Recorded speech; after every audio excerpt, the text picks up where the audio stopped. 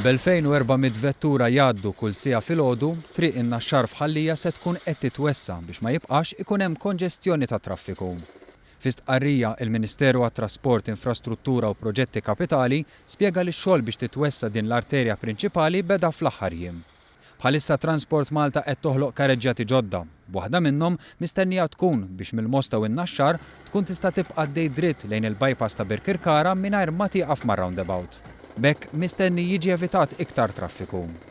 Ix-xogħol li għaddej bħalissa jinkludi ċ-ċaqliq tal-ġnub ta' triq, kisim il-ġdid ta' din il-parti ta' triq u titjib mad-dawra tar-roundabout sabiex jiffurmaw il-kareġġjat il-ġodda. Il-ħidma li qed issir hi maħsuba wkoll li tejjeb l-aċċess minn u lejn il-lokalitajiet ta' Ħallija u l-Iklin. Transport Malta irrimarkat li x-xogħlijiet li għaddejjin huma maħsuba li jħallu l-inqas impatt possibbli għat-traffiku u mhux se jtelfu il-festi tal-irħula involuti.